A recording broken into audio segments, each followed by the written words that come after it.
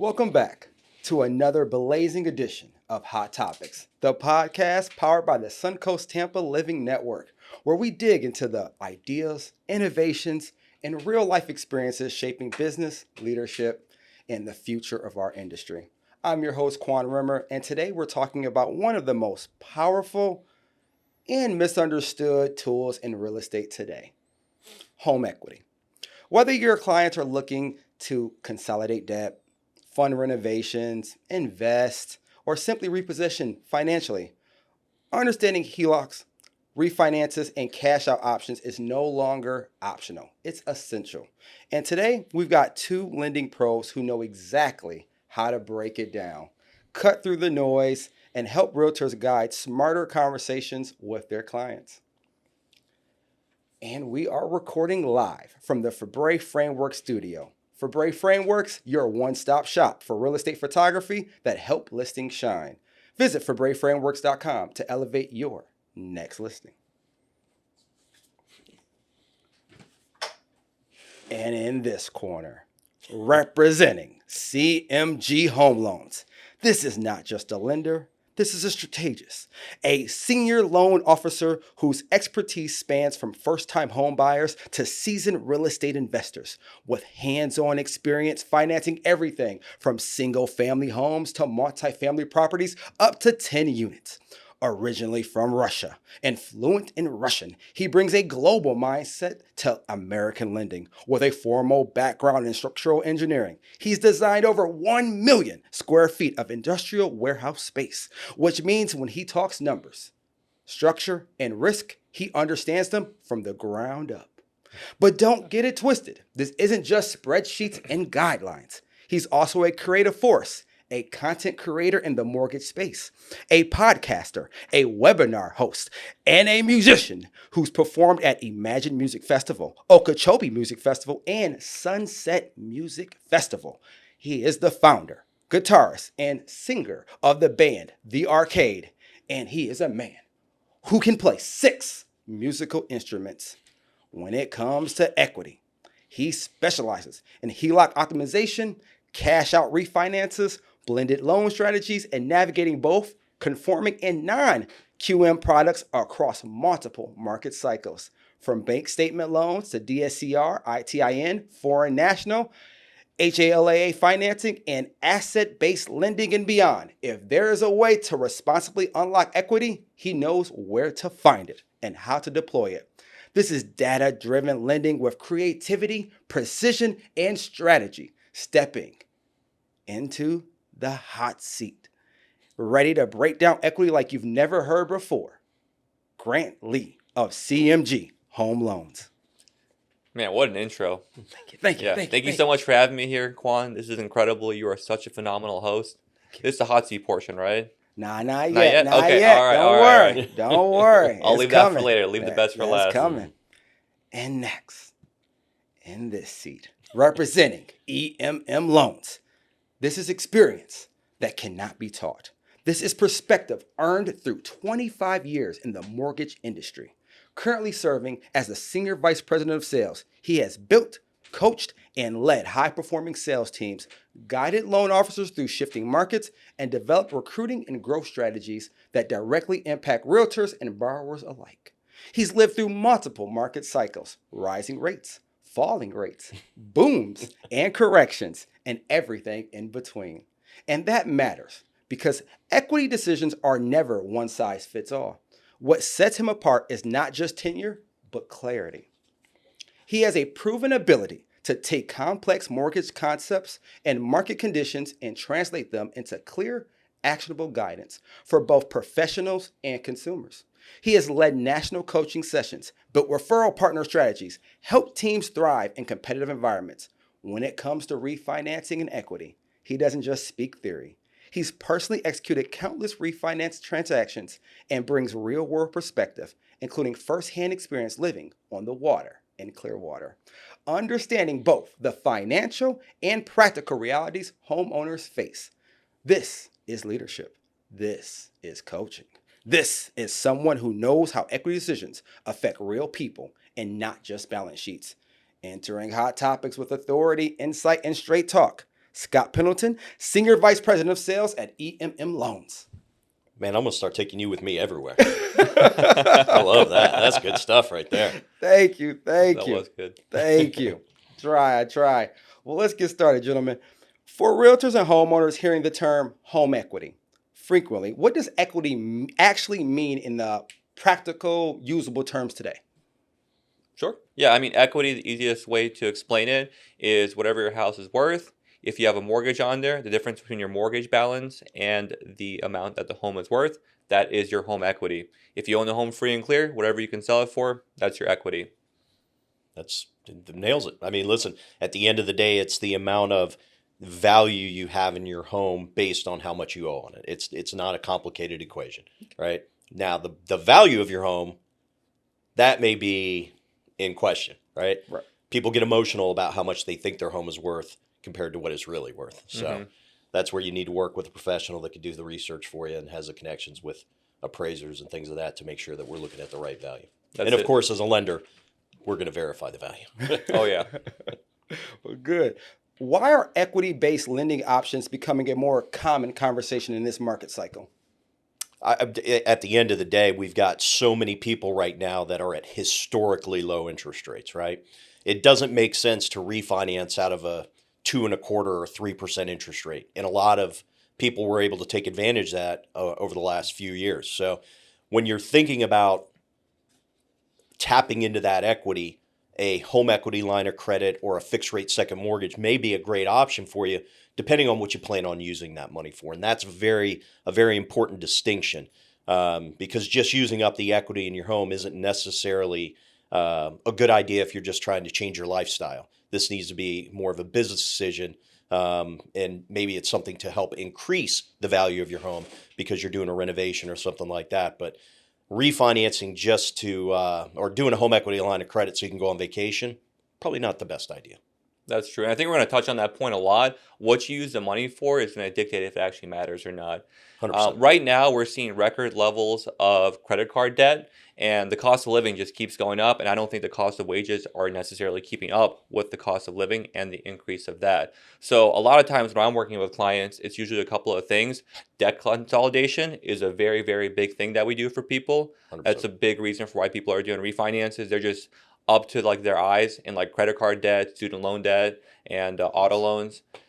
Past that, if it's a position where maybe you bought in a high rate environment over the last couple of years, like the post-COVID era, interest rates were hitting 7 and 8%. We're seeing a lot of consumers. We see a lot of movements with the market and with the U.S. 10-year Treasury. Interest rates are on their way down. So I have a lot of clients right now that are helping with the refinance. Maybe they're saving 5, 6, 7, maybe like even $1,000 a month on their mortgage payment. And having that type of like extra money, it really makes a big difference. You can pay a couple bills, you can afford a better lifestyle, maybe go on vacation. You can just do a lot with that money. Yep, no doubt. At a high level, can you each briefly explain the difference between a HELOC, a cash out refinance, and a rate term refinance? Yeah, so listen, simply, a home equity line of credit is revolving debt at the end of the day. You've got a line of credit that you can borrow against, you can pay it down, and it's really, to me, used for very specific things like debt consolidation. When you start talking about a cash out refinance, you're replacing your existing mortgage. So if you have a rate right now of, let's say, 2.5%, it may or may not make sense. Let's say your rate's 3.5%. It may or may not make sense to refinance that loan at, let's say, 5.5%. Depending on your situation, your equity position, how much debt you can pay off, talking about debt consolidation, the amount of debt people are carrying, that's very important to think about. A rate and term refinance, if you're sitting at 6.5%, 7.5% today, that might be a great opportunity. If you can drop your rate by 1% or more, it may make a lot of sense to do a rate and term refinance to lower your rate, lower your payment, and put yourself in a better situation from a monthly cost. Yeah, and to add on to that, I think all those points are great. When it comes to HELOC, most times what people end up getting is a second position mortgage. Yeah. And for those people who have like a 3 or like a 2% interest rate and they want to tap into their equity, but they want to keep their low mortgage in place, 100%. Getting a second position HELOC or line of credit is very beneficial. Past that, I think, like you mentioned, whenever you do a refinance, it's not like you're doing a second position or an addition to your first mortgage. You're just restructuring your whole entire loan, 100%. right? Yep. And with the cash out refinance, like we were saying, as long as you do it for something responsible, like maybe you're making an investment, or maybe there's some type of like extenuating life circumstance, maybe like a family emergency, something like that, it's a responsible reason to do it. Otherwise, I don't think it's good to over leverage your house and increase your mortgage payment, because then at that point, your housing expense goes up, and a lot of times you become house poor as opposed to having a lifestyle less comfortable for you. Yep. And I want to include one other thing. There's a lot of HELOC products out there. With CMG, we have one in specific that's very unique. It's the concept of all-in-one banking, and it combines a home equity line of credit with a mortgage and also a bank account. So how it works is you make deposits into the bank account. From there, the principal gets paid down with all the deposits that get put in there, and at the end of the month, your interest is calculated and paid out. The biggest benefit with that product, with a regular mortgage, you're pretty much paying 95% interest on your first couple of years of mortgage payments. What benefit the all-in-one does is you pay principal first and interest afterwards. And the last thing I'll say is it's also a revolving line of credit on your house, meaning you can pull up all of the money that you have in the house. So for an example, you buy a house, you pay it off in cash, you have that revolving line of credit, and then you can tap into the equity whenever you want. So essentially, you can have no mortgage payment if you pay the loan down, or if you want to pull the money out, you still have that flexibility without getting a HELOC or having to do a refinance to accomplish that goal. Nice. That's cool. In simple terms, when does each option typically make the most sense for a homeowner? I know you guys kind of said like extenuating circumstances, something life-changing, but what each option, because there's multiple as you guys were going over, right, which one makes the most sense? Yeah, I would say for the cash out refinance, if you're going to put that money into a different property, maybe an investment, something that's going to make you more money than what your rate is with that mortgage, I think that's a responsible way to do a cash out refinance. Past that, for a rate and term refinance, if the rate is going to decrease, more than like, based on your loan amount, more than 1% or greater, that typically makes sense. And then for a HELOC, like we said before, if you have a very low interest rate on your first mortgage and you don't want to mess that up, a HELOC is a great option. Yeah, I mean, at the end of the day, you've got to look at everybody has their own circumstances, right? A HELOC for me may be different than a HELOC for you. So I may be looking at that home equity line of credit and going, okay, I don't like the way the market is right now. I'm not really excited about selling my home. I want to stay in this existing home, but I need to add a bedroom because we're having another child. I need to do some renovation stuff to the home. There are renovation loan products that can help you with that. But if I'm sitting right now at, let's say, 3.5% because I bought the house right, a home equity line of credit might be a great option to tap into that equity to renovate the home, increase the value of the home long term, right? Make it more desirable for when you do want to sell, maybe 5-6 years down the road. So a HELOC, can be used in a lot of different circumstances. It can be used in a bridge loan circumstance if you're looking to tap into that equity to use for the down payment on a new home before you sell your existing home. That's one way you could use it. The cash out refinance, to me, it really has to make financial sense. You need to, in any of these situations, more specifically with a cash out refinance, depending on what your current rate is, you need to sit down with a properly trained loan officer, mortgage advisor, and understand exactly what the financial outcome is going to be for that. Am I going to maybe increase my rate by a quarter of a point, a half a point, but I can pay off a ton of credit card debt and save myself, to your point, $700, $800, $900 a month that I can apply towards existing other debt. I can invest. A lot of ways you can use the product. The key is discipline, and having the discipline to cut those credit cards up or put them in your safe and not use them unless you need them in an emergency situation. Unfortunately, what I see a lot of times is people will do a HELOC or cash out refinance for debt consolidation, and 3 years later they've run those credit cards back up, and really they didn't help themselves. That's it. And I want to touch on that point. Whenever you do any type of financing like a HELOC or a cash out refinance, there is a cost associated to it. And Absolutely. that's why you need to talk to someone like Scott and I to get input, because there's closing costs involved. You know what I mean? They can be a couple $1,000s, maybe like 10 or 20, even $30,000. I have a client right now, they have $1 million house, and their closing costs are going to be close to like 25 grand. You know what I mean? So if you're going to do it, like, yes, you're not going to pay the closing costs out of pocket. However, you will be paying for them for the equity in your home. So if you refinance too much, that just eats away that the equity that you're building and also the appreciation. And then another thing I would like to mention on the topic of debt consolidation, the reason why it makes so much sense to pay off your debts with the equity in your home, credit cards, average interest rates are around 30% APR, right? If you can go from a 30% interest rate for your credit card bills to down to like maybe like a 5 or like a 6, 7 with like a refinance, you're saving all that extra money and you can do so much with it. Yep.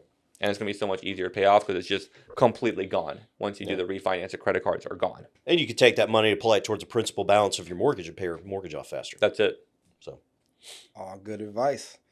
What are the biggest misconceptions you hear from consumers about tapping into their equity? oh, misconceptions. So, I think one of the biggest things I see is people really understanding how much equity they have. Like I said earlier, I think we get very emotional regarding the value of our home. I think you have to step back and really look at, there's a lot. You could go to Zillow, you could go around and look at different websites and get an estimated value of your property. Just make sure you're really digging into the numbers. And understanding where you are from a value perspective. Take the emotion out of it, look at it as a business decision, and focus on that first things first.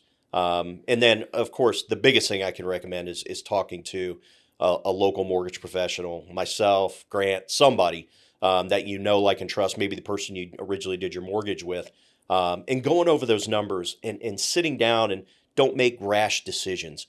Think about it. Talk over the numbers with a professional. Make sure what your break even is going to be. To the point Grant made, there's closing costs associated with it. If you're lowering your monthly output enough and your break even is 2-3 years and you're going to be in the house long enough, then great, it makes sense. If you think you're going to sell your house in a year or two, a refinance or a cash out refinance, probably not a great option for you. You're never going to get the full benefit of the closing costs that you're paying into that loan. That's a really good point. Yeah, the closing costs, the recoupment estimate, that's one of the biggest things we do. And that's the reason why it's good to talk to loan officers. To give you some simple math, if your closing costs, cost $10,000 and you're saving $500 a month, if you divide 10,000 by $500 a month, within 20 months, you recoup your costs. So essentially, in a little bit under 2 years, you'll recoup your costs, meaning if you stay in that mortgage or HELOC position for 2 years or greater, it's going to be worth the money. And kind of the same thing for buying points. It's kind of the same concept when you're estimating those recoupment costs. I think the biggest misconceptions that I see from consumers is, one, like you said, being emotional and thinking your house is worth more just because it's your house. And that makes sense. It's like, it's your kid. So of course you're going to have like a very protective over your kid, and your kid can't do anything wrong. You know what I mean? They can. Right. But on that same note, I just wanted to mention, I just completely lost my train of thought. Hate when that happens.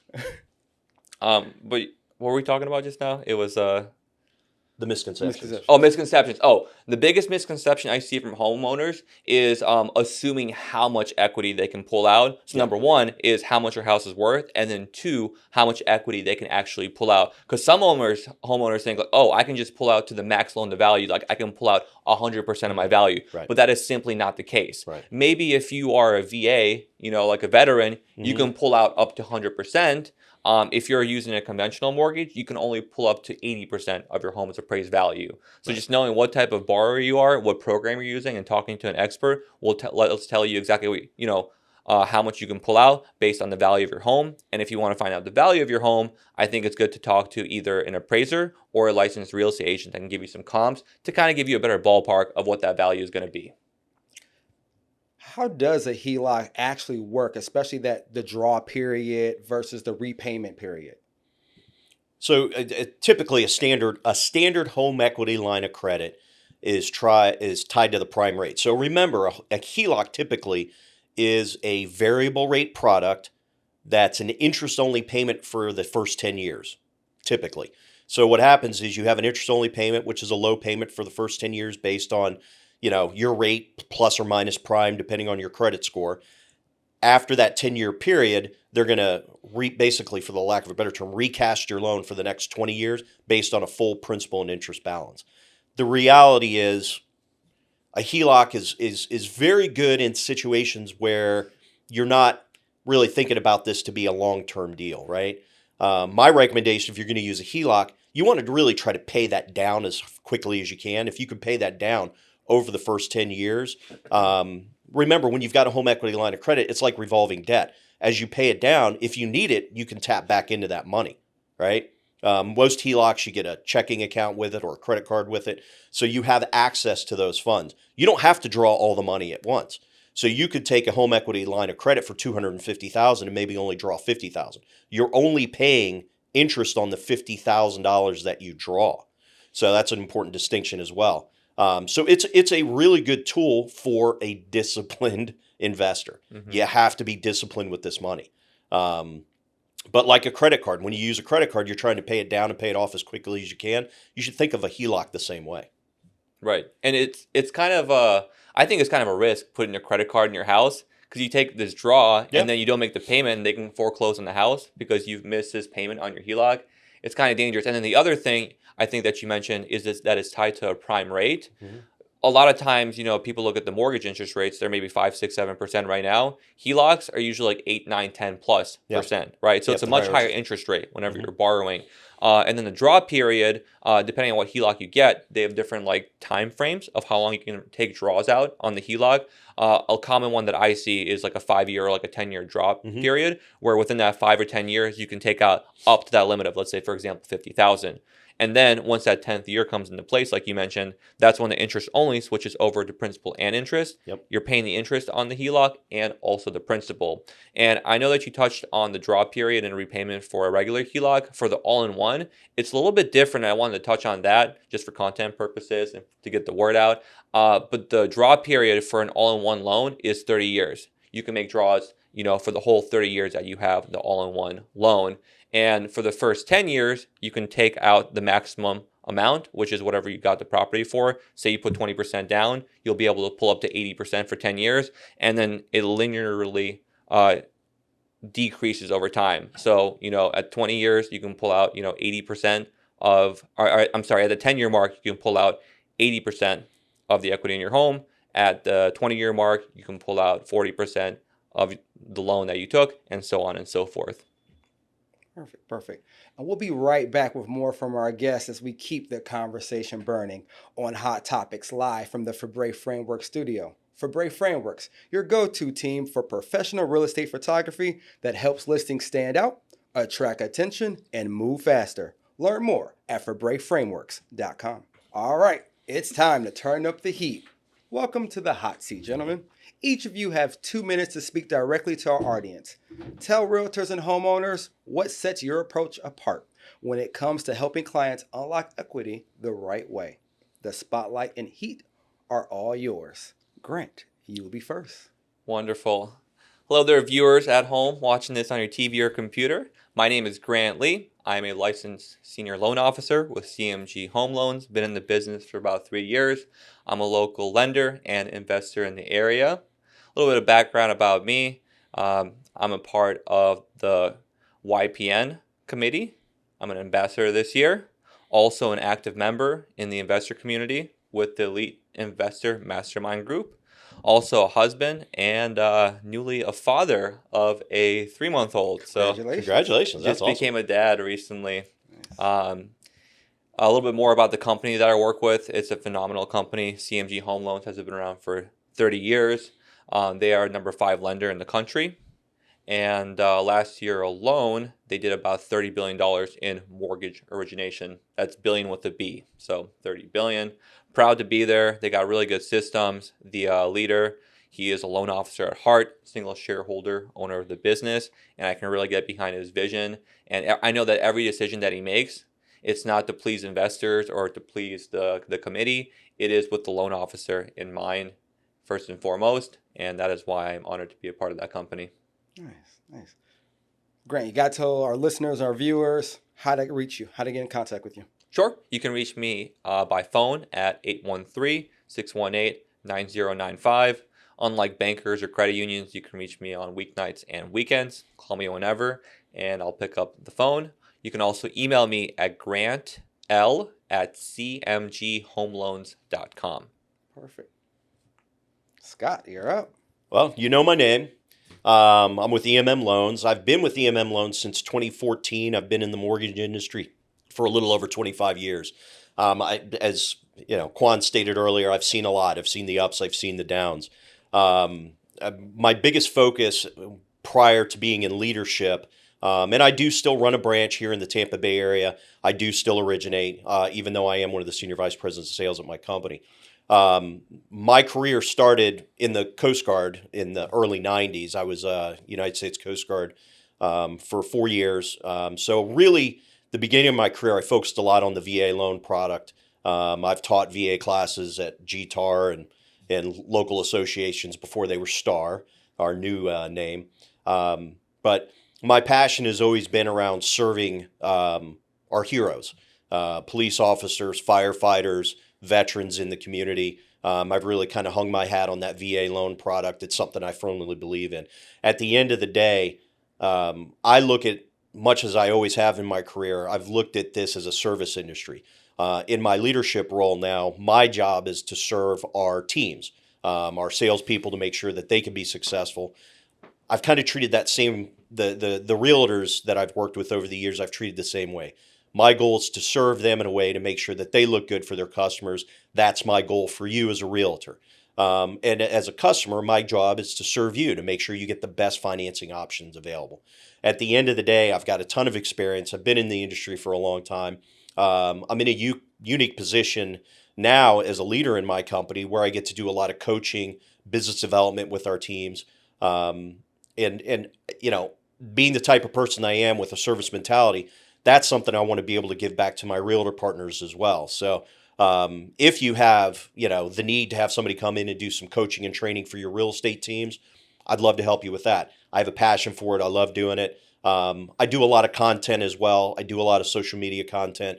I'm easy to find. My phone number is area code 727-686-3346. If you Google me, I've been around forever. I'm everywhere. Unlike Grant, I'm a grandfather, not a father. I've got a older daughter. I've got a 7-year-old granddaughter. Been married for 27 years. So I'm a very loyal guy. Loyal to the company I've been with. I've been with them over a decade. I feel like I take very good care of my real estate partners that I work with today. And at the end of the day, it's really about doing what's right for the customer. So, Gentlemen did great. Good job with surviving the hot seat. Let's get back into Well the said. questions. all right, let's do it. All right. Are there situations where refinancing is not advisable, even if a homeowner has significant equity? Yeah, I heard you mention earlier, if you're taking the equity and being irresponsible with it, buying designer luxury items, buying an expensive car, going on vacation, not a good use of your proceeds of your equity. I think your equity is also a portion of your overall retirement nest egg, where it can be a great chair. I guess great leg for your chair, which is your financial retirement. Like we said before, if you have extenuating circumstances, something that requires money for an emergency, an investment, or something that's going to help you get into a better financial position, then it's a good choice. Yeah, I mean, listen, Grant nailed it. At the end of the day, refinancing just to be able to take vacations and buy a new car. Listen, we know in our, historically, the net worth of a homeowner is about 40 times that of a renter. So owning a home in America creates wealth. Not to get political, but right now I do believe we have an administration that's really focused on making sure that home ownership is a focus for the next few years. We've had one of the longest downturn we've ever had in the mortgage industry in the last 3 years. So I believe this year will be better. I'm cautiously optimistic that we will see rates go down a little bit. But with that being said, refinancing just to have extra money, not the best idea. You really want to be strategic in the way you use those funds. If you're paying down toxic debt, absolutely use it. Use it wisely. But once again, you got to make sure you reach out to a local mortgage professional that can walk you through those numbers and show it to you in a way that makes sense to you. Because what I've learned in my career, not everybody sees math the same way. Math can be a challenge for people. Math is what we do every day. So let us do the math for you. Let us go over it with you. And we'll go over it with you 10 times if we have to. But make sure you understand the math and you're putting yourself in a better situation. Perfect. How should realtors responsibly introduce equity conversations without crossing into financial advice? I think the biggest thing they should do is just ask questions. Realtors work with customers in a very close environment. They spend a lot of time with them. We as mortgage lenders don't necessarily get face-to-face with the customers as often as the realtors do. They're out showing them homes. They're with them. They build a deeper relationship sometimes than we get to, because we don't always get to, I'm happy to always meet with my customers, but a lot of times on the mortgage side, it doesn't happen that way. We're in our office. We're talking to them over the phone. We're doing the application online, and we're moving them through the process and not getting that FaceTime. Realtors get the FaceTime with the customer. I think the biggest thing they can do is ask a lot of questions and don't try to be the expert on lending. Refer them to your lending partner and let them really answer the questions that they are asking. That's right. I think realtors, they get to focus on the warm and fuzzy stuff like, oh, Yeah. look at this house, look at this neighborhood. Mhm. And then we have to talk to them about debt, which is never a fun conversation. So Yeah. sometimes we get framed as, the not fun parent to talk to Yeah. in the transaction.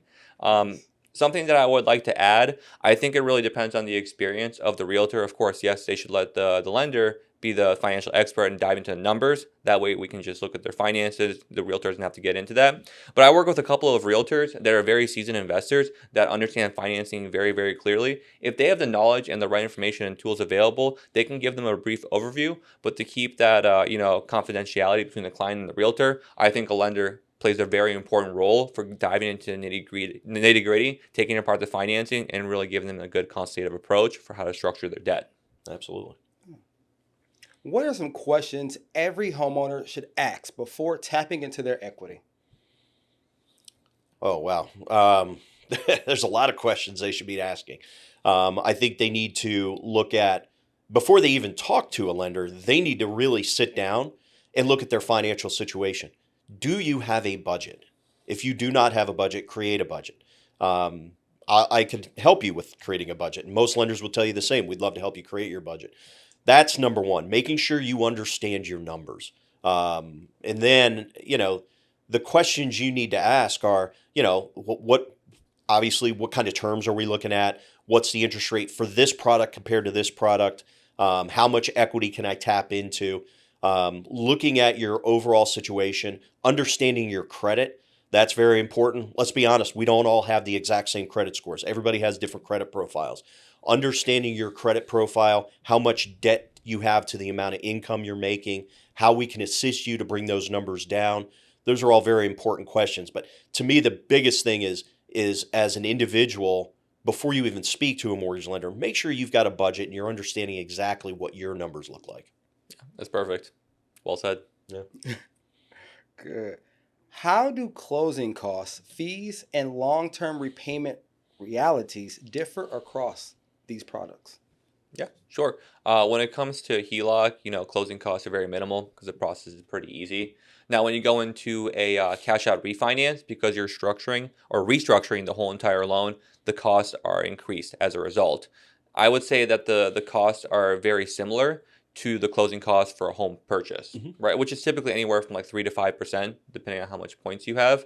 But like we were saying before, that can add up and really eat away your equity that you're trying to build over the years.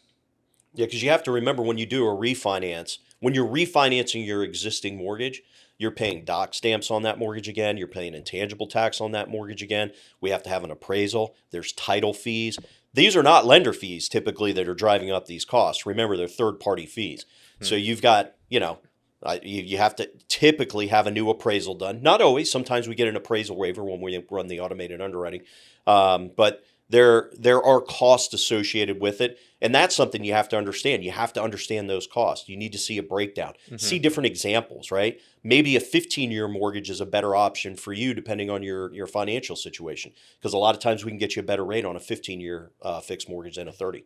Right. That's the thing that's very important is on the closing costs. People see it and they're like, oh my God, I'm paying $20,000 to the lender. And a lot of consumers don't understand it's third-party charges that were implemented during the housing crisis from the CFPB that buyers are now actually paying more money for their mortgage. There's a little bit more protection.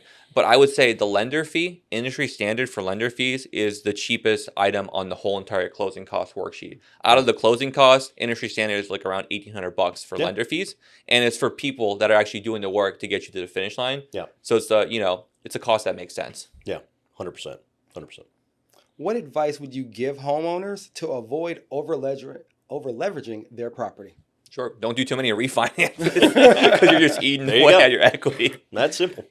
And then the other thing is like over leverage. I think what he was touching on before is like take a good look at your financial picture, take a pulse, and evaluate, does this refinance make sense? Based on what the monthly payment is going to go up to by doing this refinance, does it justify the increased cost of housing expenses based on your overall budget, debt to income ratio, and monthly income? Yeah, listen,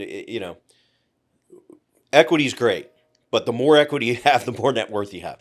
So don't eat it up. The biggest thing I see, and I've been around a little bit longer. I'm a lot older than Grant. I've seen people, do multiple refis over the years. I've had customers come back to me. Every 3 years, it feels like 2 or 3 years. It's time to refi. It's time to refi. And listen, in a declining market, sometimes it makes sense, right? We can't time the market. Nobody can time the market. If you're at 7% interest right now, which there are plenty of people out there in that range, and rates drop and you could get to 5.5%, take advantage of it, right? That's awesome.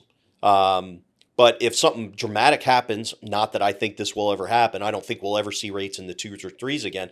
But if 5 years from then, all of a sudden something dramatic happens and rates drop to 3.5%, take advantage of it, right? Lock it in. But maybe then that's a great time to say, okay, if I can lock in at 3.5%, maybe it is time to go to a 15-year mortgage if I've got 20 years left on this loan and try to pay this thing off faster, right? I think since you've been doing it for 25 years, pre-2008, I think you probably saw way too many people refinancing and using their home equity in irresponsible ways. Oh, absolutely. And also equity churning with people constantly refinancing just so loan officers could make a profit at the expense of the consumer. I'm sure you saw that all the time. 100%. Right. Back in the day, you had loan officers that had relationships with appraisers. They were driving up values that weren't realistic. That's why we had the changes we had to our industry with Dodd-Frank, with the CFPB stepping in to make sure that, there's a firewall between us and the appraiser to make sure that we can't churn people, that, unprofessional loan officers aren't out there anymore. The number of loan officers in our country has dropped dramatically in the last few years. The people that are left, the Scotts and Grants of the world, are the professionals. Right. And we've made it through the tough times, and we've stuck it out and been successful for a reason. The purge. The real estate purge. It's been a purge. Listen, it's happened to realtors, really has been. And it's happened to loan officers as well. The numbers are down. I want to say, not even maybe 4 or 5 years ago, there was upwards of like 200,000 loan officers in the country. This year, they're saying we're going to be down in the like 65,000 range. Right. So that's almost huge reduction. 75% reduction of the industry. But like I said, for the consumer, that's good. If you're working with a loan officer that survived this market, they are a true professional who has their client's best interest in mind. And there's no bad actors left. People that got their license during COVID, it was just shooting fish in a barrel. Anybody with a pulse can walk in and convince you to go from a 6% interest rate to a 3%. It's a no-brainer. You know what I mean? If you can convince people now to buy a house or to refinance, you are a true professional in my eyes. 100%. That's good. If you had to give one piece of advice to a homeowner considering an equity option in 2026, what would it be? We have a reoccurring theme. Yeah, go ahead. Yeah, Hit the it. reoccurring theme is if it's a responsible use of your money that's going to put you in a better financial position, take that equity position. If not, leave that in your home and let it appreciate and do its thing. Yeah, I agree. If you can get rid of toxic debt, and listen, we're at different stages in our lives, right? Grant's got a new baby. I've got a 9-year-old or a 7-year-old granddaughter. She's going on 8. Mm-hmm.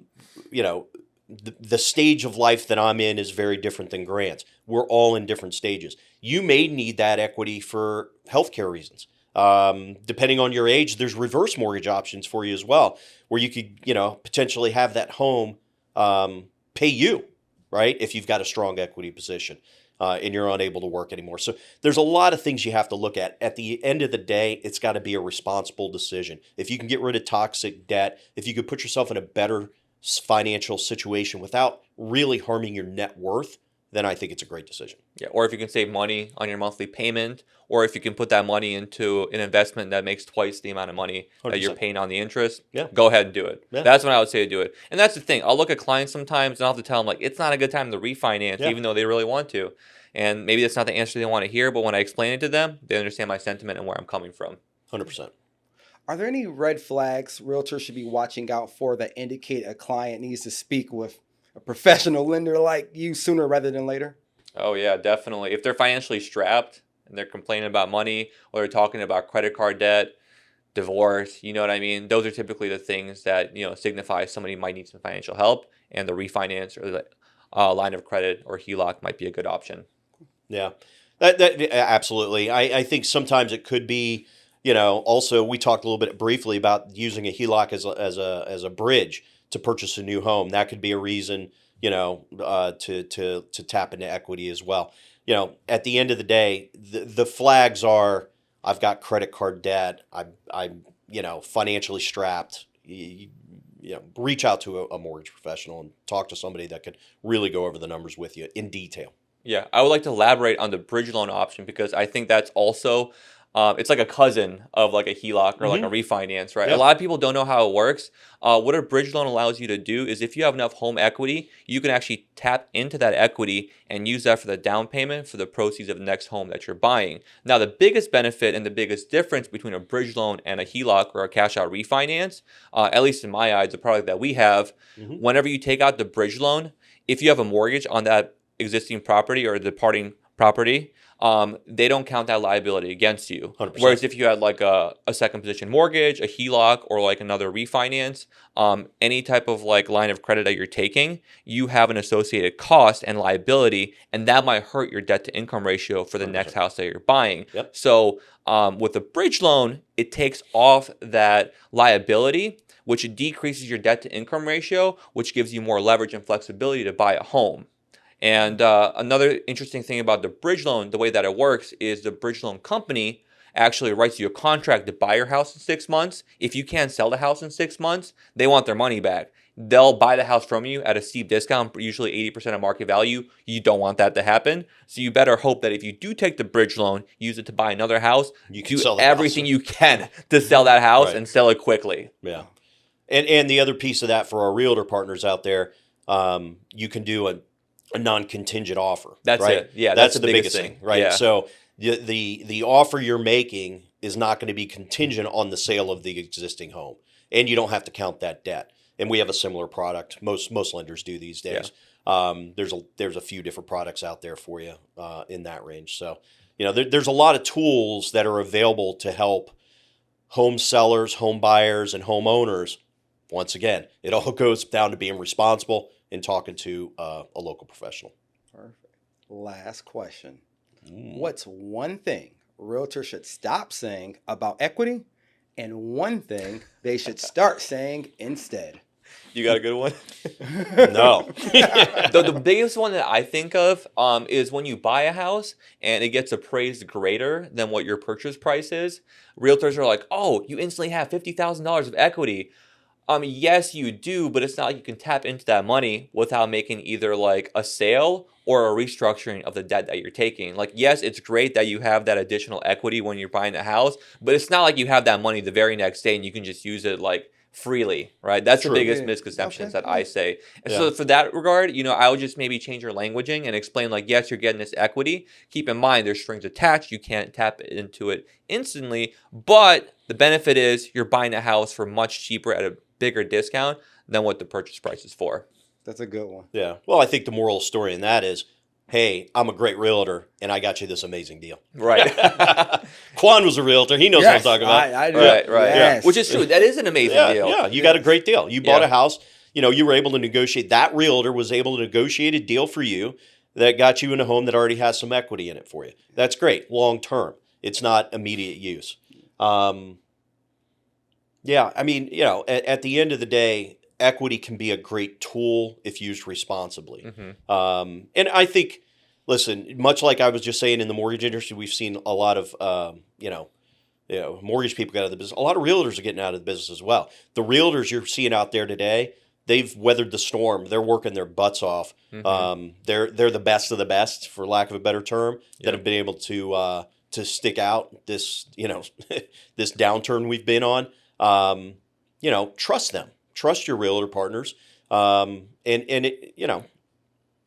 make sure you find somebody you can trust and that you can develop that relationship with. So. Oh, I thought of another good one for realtors.